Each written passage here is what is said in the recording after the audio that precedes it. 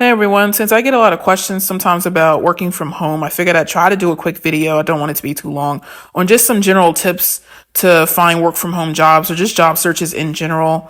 I am a hiring manager who has a work from home job full time and with a company that has other jobs in other states, but we're not hiring right now for my specific department. Otherwise, I'd be accepting applications now.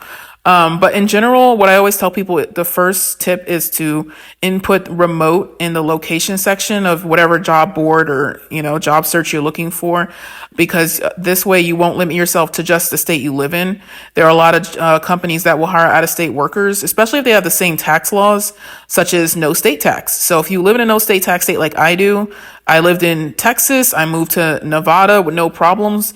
And because it's no state tax and they were fine with, filing the paperwork for that state.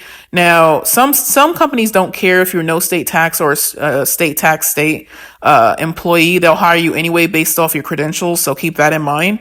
But keep in mind, if you put that, you live in Texas, in the location section, you're going to limit yourself. Always put the state or abbreviation in the search bar. That way, any company that say like remote in such and such, remote in New York, remote in Caramel, like it says here, sometimes they'll put within a job description other states that they allow employees to apply. So just because it says remote in Los Angeles doesn't mean it's only remote in Los Angeles. Once you go into the job, you'll see a whole bunch of lists of other states that you can apply to. Next would be, if you're just looking for a general job to get you started, plenty of customer service, plenty of billing jobs. These are plenty of clerk jobs. These are jobs that you can apply for, get trained on that specific system, and then work your way up and then, or possibly move on to something else. So you can use it as a starter job to work from home and then move on from there. There are plenty of jobs right now with it being first quarter going into second quarter. Companies are hiring nonstop. Now you just have, if you have a specialty job, you want to input that in the search bar. So that you can get more specialty type jobs that you're looking for.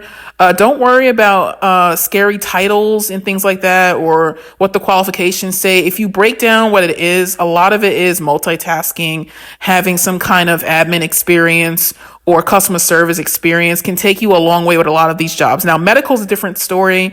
Some medical jobs or a lot of medical jobs require credentialing, but if not, if it's billing, you might still be able to get those.